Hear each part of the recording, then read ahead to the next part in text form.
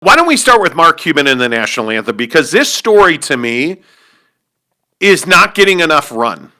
And again, I go back to Colin Kaepernick. Whenever these conversations come up, I go back to Kaepernick for the one simple reason that I feel like, and again, I'm open to the idea that this is just me, but I feel like we're in a situation where hypocrisy rules in all things when it comes to the national anthem.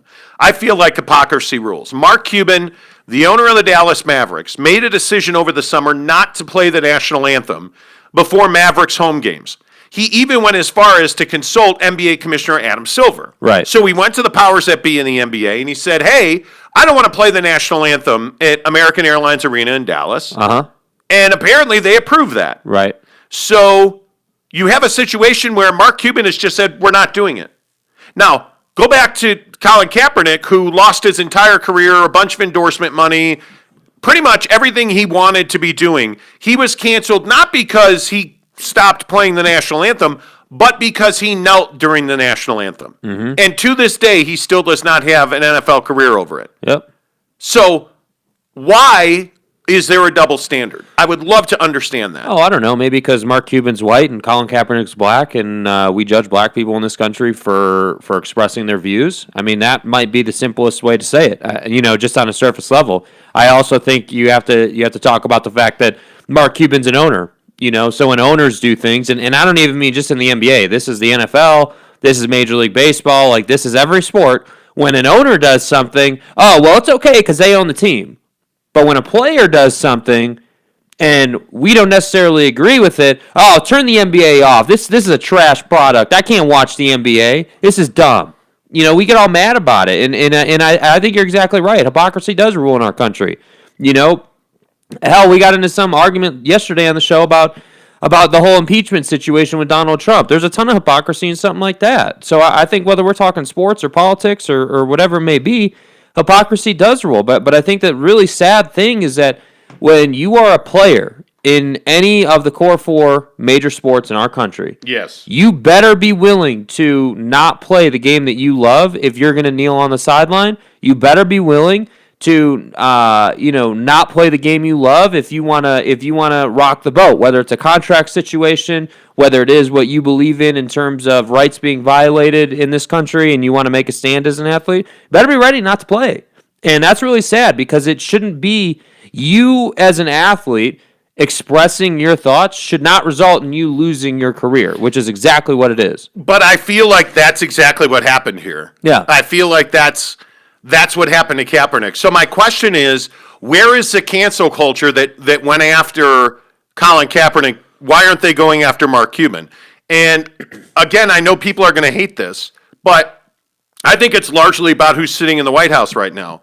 Because you can't tell me that if this news had come out while Donald Trump was still president, and a vocal, very vocal anti-Trump person like Mark Cuban, who is at the center of this conversation, had said, we're not going to play the national anthem anymore, you can't tell me that Donald Trump wouldn't have lost his mind over it. Yeah, he because probably would have. I think he would have. Yeah. And I don't know. Is this a big deal?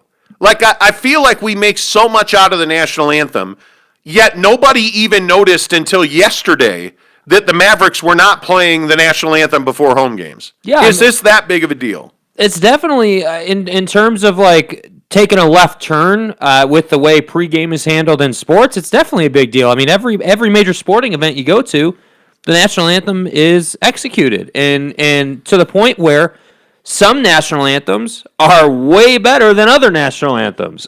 Example, I can't remember the guy's name, the guy who sings the national anthem for the Blackhawks in the NHL does an amazing job. Iconic.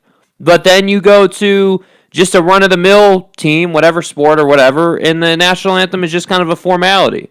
So, yeah, from that perspective, this is a left turn. But I think from a cultural perspective, this shouldn't be a big deal, but I think it is a big deal because of what happened with Colin Kaepernick, because of all the over the last 4 years, all of the cancel culture, all the patriotism, all the in your face, hey, this is how it's always been done, so this is how it's always going to be done idea that we've kind of been living in. Whether we're talking about, think about it. Think of all the examples that are similar to the national anthem. Like, think about all the fight that was put up about, renaming military bases, taking down statues of figures that were racist in their day or did horrible things. Yeah. Like, all of those things that are like the national anthem, all that stuff was hugely dramatic. But yeah, you're right. This probably hasn't caught enough steam yet. But I guess for me as a person, I just don't think that it is some horrible thing that we don't play the national anthem before a basketball game, because people didn't come to the sporting event to hear the national anthem. If they wanted to hear the national anthem, they could pull it up on their phone, right? People came to the sporting event for the product on the court or the field. That's it. And they have a good time. So the idea that we would push that on them, I think, is an interesting conversation.